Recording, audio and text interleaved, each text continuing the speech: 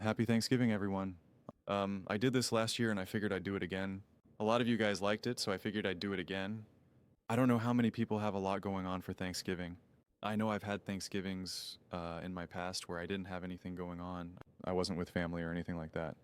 And so, in case you don't have a lot going on, or in case you do, but you still need something to watch or get through, whatever it may be, um, figured I wanted to make something different, a little bit more interesting clips.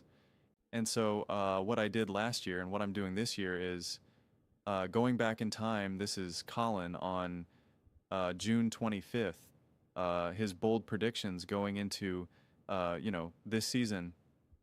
And it's not to make fun of, if they're wrong or anything like that. It's not meant to be a gotcha. It's not meant to be like, what a clown, he was wrong, so dumb. It's not the point of it. It's just to be fun to see like what type of predictions were made and how accurate are they and all that type of stuff.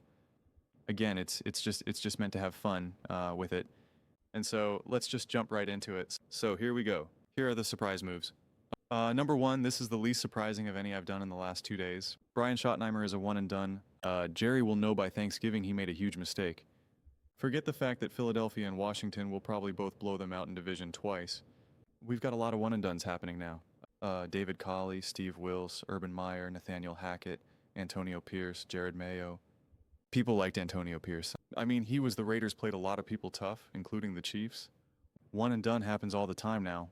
And as the NFC, there was about a 3-year window to make hay in the NFC where it was kind of soft. As Johns pointed out, the coaching in the NFC are no longer soft. And I think Dallas is going to be humiliated on a lot of Sundays. That's my first surprise. Music. I'm going to go with the Packers win the North. I think a lot of people, Minnesota, Detroit, Minnesota, a new quarterback, right? Detroit, 2 new coordinators. We don't know if Ben Johnson can coach. The Packers went 1-5 last year in the division. They won 11 games. Their quarterback also got hurt week 1, which kind of threw them off. They have one of the best offensive coordinators in the league who's their head coach in the floor. Their defense last year, getting Halfley from Boston College, was a top 5 unit in the league. And they got a lot of young players. I think the Packers are going to be a force to be reckoned with. I wouldn't be stunned if they were the number 1 overall seed. Well, here's what's interesting about that pick. I had this kind of inner conversation. I was thinking about this the other day. My problem with Green Bay is every team in the league I like has at least 3 elite players. Who's their best player? It's a group unit. I mean, run operation, Colin. It is, but they don't get free agents, so they can't solve holes. So if they have a hole, they have to get it in the draft. Like, I like their wide receivers. They saw it as a weakness and attacked it in the first round. Like, I thought Gear Alexander 2 years ago was their best player. I don't know who he is right now. I'll say this about the Packers. A lot like the Ravens, they draft and develop as well as any team, in the offensive line is always excellent. So to me, Jordan Love, obviously they need him to play at a higher level, but I just trust the infrastructure there. Okay, this number 2 is Ners missed the playoffs. So first of all, they lost Dre Greenlaw, Hufanga, and Deebo Samuel. They didn't really want to. Those are good players. The players they have now on offense get injured. They have a sub 500 record, Kyle does, without Christian McCaffrey. How many games do you get? They're a sprained knee on Trent Williams at left tackle from having a bad offensive line. Again, McCaffrey coming off an injured season. They were 6-11 last year. I think Seattle's got an excellent roster. That Rams defense only getting better. And I think the Arizona guy can coach. I don't know how great they are, but they're going to upset, including the Rams. They're going to get some upsets next year. Brandon Ayuk is still recovering. Ricky Pearsall, Jawan Jennings are ones. I think the schedule helps them, but they are a key offensive injury. Christian or Trent Williams or KD from being a different team. Yeah, I don't think you're going to like this, Colin. The 49ers are making the playoffs. Okay, you just talked about it. Co-coaching, right? They have one of the best coaches in the league. Oh yeah, they also added Robert Saleh back in the mix. Excellent DC. The Chicago Bears will make the playoffs. First of all, I think Minnesota's going to regress. I don't think Detroit will be as good because I don't know if the coordinators are. And Green Bay could be good, but they're not dominating. They don't have dominating personnel. First of all, I think Ben Johnson's got a Sean McVay feel. First thing he attacks is the offensive line. Sean Payton, first thing he attacks, offensive line. Andy Reid's done it multiple times. Fix the offensive line. The Bears' offensive line was awful. Some of that's Caleb, absolutely. But young quarterbacks, even Jaden Daniels, it's Cliff Kingsbury. So there we have it. The bold predictions for the NFC. Schottenheimer lasts 1 year as a Cowboys head coach. The 49ers missed the playoffs. The 49ers are still in the balance. Schottenheimer will definitely last more than 1 year. This, he's fighting. We'll see what happens you're watching this right now, Thanksgiving, that game. Kansas City Chiefs, Dallas Cowboys. We'll find out. The Bears make the playoffs. They're winning the division right now. They're at the top of the division. John's picks, Packers win the NFC North. Again, it's technically in the balance. Again, Thanksgiving game right now. Lions, Packers, we'll see. 49ers make the playoffs. We got to miss playoffs, make the playoffs. One of them will be right. And just for time, I cut this short. The Cardinals move off Kyler Murray because one, that does seem to be accurate, but two, also, I don't know. I don't need to hear a whole thing about Kyler Murray and the Cardinals. They're just not relevant enough. I don't want to waste anyone's time right now. Yeah, I don't know. It's these aren't bad. I mean, they're all within striking distance. There was a time when it felt like the Cowboys were going to plummet. So it was like, but I still don't think he was ever just going to last 1 year. I rejected that immediately. Even if it was the right move, there's no way Jared Jones was going to fire him after 1 year. And now, certainly, he does not deserve to be fired. Again, the 49ers are in balance, so that'll be interesting. They've been incredibly resilient and really impressive despite all of their injuries. They had their big offensive injury. Katie, Brock, like a little bit of everyone. Didn't matter. Did not matter. And the Bears have been great. They've been very successful. The Packers win the NFC North, according to John. And it was like people had them as the number one team. They were trending to be the best team and win the Super Bowl. It's not too bad. Not too bad. All right, let's move on to the AFC. Bold predictions as I was queuing this up. This one could have happened. I saw it. It's the only one that I remember because I just was getting the clip ready. It could have happened. It still maybe could. Probably not, but it's not their fault. Not their fault. Let's jump into it. I think Kansas City is a wild card team, and Jim Harbaugh and the Chargers now, they have their running back situation and offensive tackle set upgrade at receiver. Last year, the only thing they were missing was juice offensively. Their defense finished almost near the top of the league. It went from last to near first in 1 year. They built the culture last year, but free agency and a draft, and Harbaugh is good at the draft. I think they're going to be one of the better teams in the league. I think they're an 1-12-win team, and the Chiefs come into the season, which would concern me with offensive line issues. So I like the Chargers to win the division. You're going to think I'm nuts. Daniel Jones leads the Colts to the playoffs. Laughter. This race is over. He's going to be the starting quarterback. You would have said 2 years ago, Baker Mayfield leads Tampa to the playoffs. No chance. Last year, Sam Darnold leads the Minnesota Vikings to 14 wins. No chance. What does he get in Indy? An offensive coach who created the start of Jalen Hurts' career? Yes, a great running game, a lot like a couple years ago when he had a healthy Saquon Barkley. Jonathan Taylor almost had 1,500 yards last year. The division stinks. The Jags haven't been good ever. Obviously, the Houston Texans, a lot of moving parts, a lot of question marks with the offense, and the Titans, music, no depth. So when you just look at the division, you look at recent high picks who've resurrected their career. The Colts have pretty good players. And just a couple years ago, Lou Amaruno, their new defensive coordinator, one of the best defensive coordinators in the league. Did he just get dumb overnight? No. The Bengals let all their players go. So I think the Colts, the Daniel Jones, a little like Alex Smith when Jim Harbaugh got to the Niners, they're not going to ask him to do they're not looking for 40 touchdowns here. Throw me 20. Interesting. Mike Tomlin and the Steelers, after 18 years without a losing record, will have one. First of all, I think Baltimore, now they've upgraded their secondary, may have the second best roster to Philadelphia in the sport. They do not. I think Joe Burrow may be the best quarterback on any Sunday in the sport. Aaron Rodgers, the quarterback, well, he was 5-12 last year. He didn't do well with a defensive culture in New York. There's less dysfunction in Pittsburgh, but not necessarily on the offensive side. Music, they lost their leading rusher, their left tackle, their leading receiver. I like DK Metcalf, but he can be booty too. I just think the reality is they spend too much money on defense, not enough on offense. The TJ Watt contract extension will be hovering over their head. I don't think they're going to be a 6-win team, but I think 8 is probably the number. Mike Tomlin finally losing record.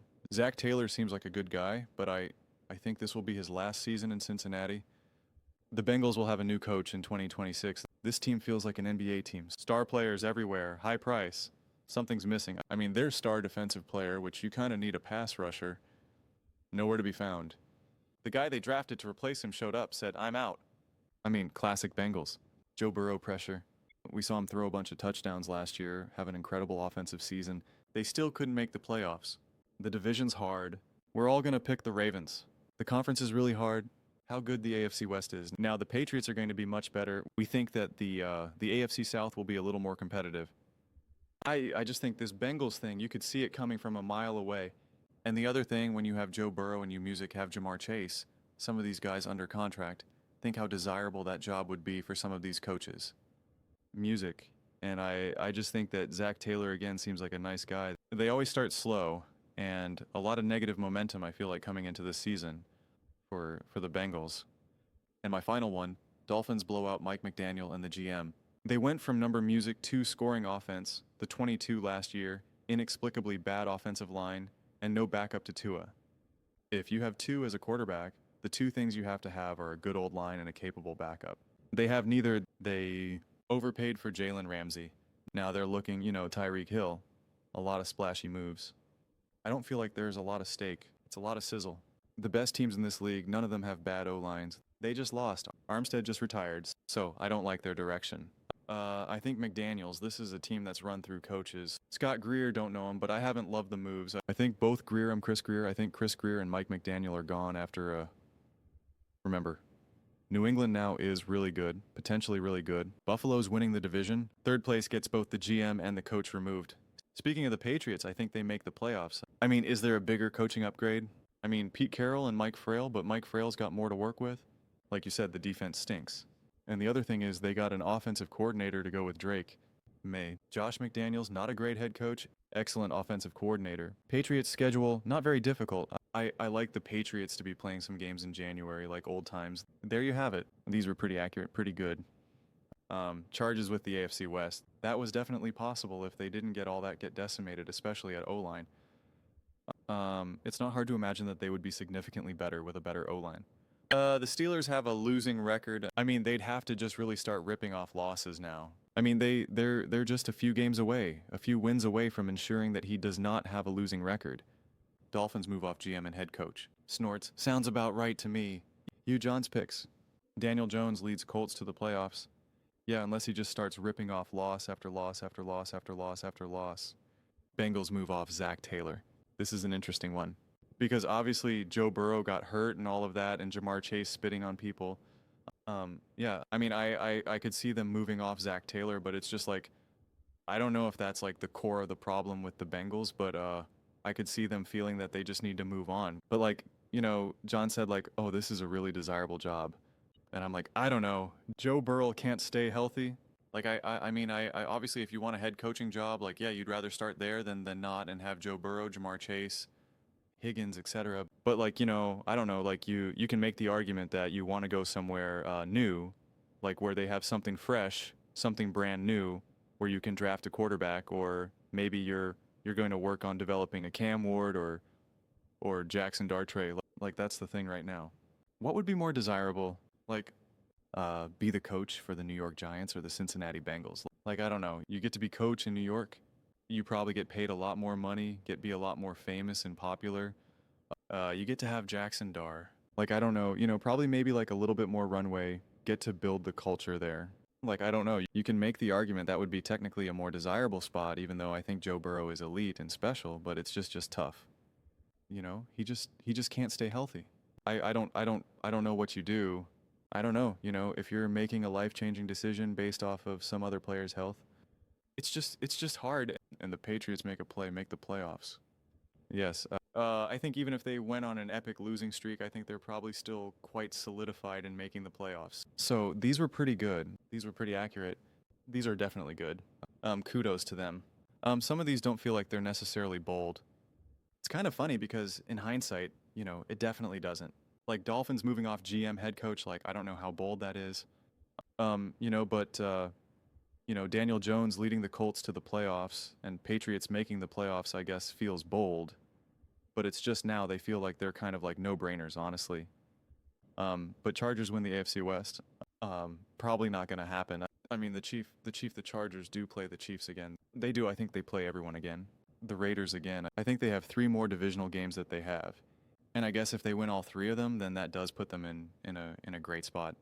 You would need the Chiefs to beat the Broncos as well. You would need the Broncos to slip a little bit. So it is possible, but Feels a little improbable, especially considering the last time we saw them. They got rocked. Think about it. They got rocked by the Jags, and yet the Jags went to overtime with Jacoby Brissett and the Cardinals.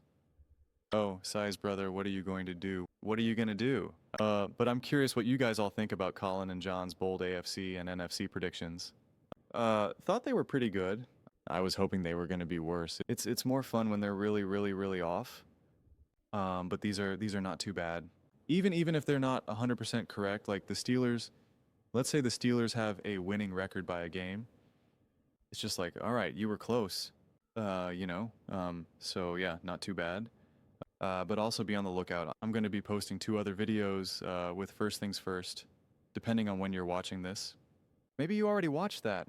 I don't even know the exact order that I'll be posting these videos, but I'll be doing the Knicks going into week 1, his tiers, and the Mahomes Mountain. So have a little bit of fun with that one, as those 2 as well. But let me know your thoughts in the comments below. I read every single comment, whether you agree with me or disagree with me.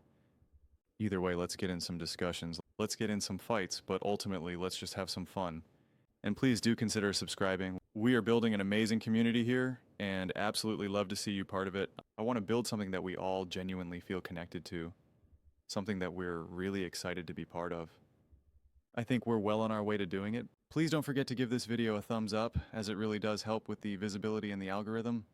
Thank you so much. See you next time.